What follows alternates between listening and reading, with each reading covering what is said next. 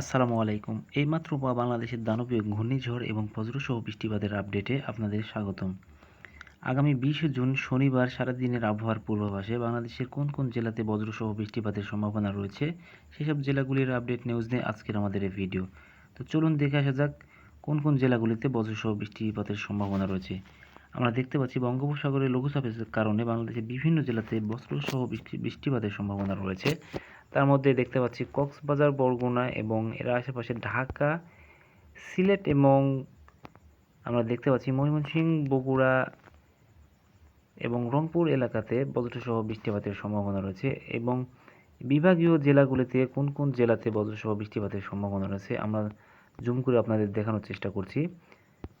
জামালপুর, ময়মনসিংহ, দাড়িয়া, সুনামগঞ্জ, সিলেট, রাতাপুকুর এবং মৌলভীবাজার, কিশোরগঞ্জ, টাঙ্গাইল এবং এর আশেপাশের জেলা, গাজীপুর, মানিকগঞ্জ, ঢাকা এবং কুমিল্লা, চাঁদপুর, মাদারীপুর, ফেনী, নোয়াখালী, বরিশাল, পিরোজপুর, বরগুনা এবং চট্টগ্রাম, রাঙ্গামাটি, নোয়াখালী এবং এর আশেপাশে চকরিয়া, থানচি, রুমা এসব জেলাতে অস্থায়ীভাবে দমকা ঝড়ো হওয়া এবং বিদ্যুৎ চমকানো সহ বজ্রসহ বৃষ্টিপাতের সম্ভাবনা রয়েছে এবং কোথাও কোথাও ভারী থেকে ভারী বজ্রসহ বৃষ্টিপাতের সম্ভাবনা রয়েছে।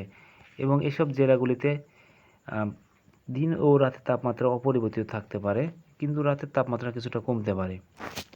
চলুন দেখে আসা যাক 20 তারিখ সারাদিনের আবহাওয়ার পূর্বাভাসে বিকেল 4টার পর থেকে কেমন থাকতে পারে আবহাওয়ার পূর্বাভাস।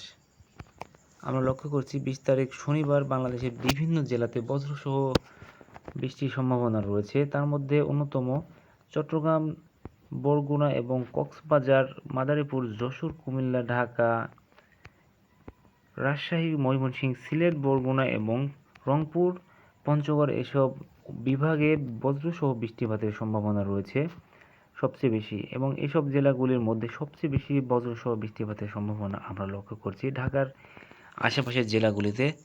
আমরা ইউরোপিয়ান স্যাটেলাইটের রাডারের মাধ্যমে আপনাদের জানিয়ে দিচ্ছি আজকের আবহাওয়ার পূর্বাভাসের খবর। মাদারীপুর, কিশানিয়া এবং যশোর, মাগুরা, ফরিদপুর, মানিকগঞ্জ এসব জেলাতে বিক্ষিপ্ত আকারে বজ্রসহ বৃষ্টিপাতের সম্ভাবনা রয়েছে বেশি। তো এই ছিল আগামী 20 জুন শনিবারের আবহাওয়ার আপডেট নিউজ। আমাদের সাথে থাকার জন্য আপনাদের সকলকে ধন্যবাদ।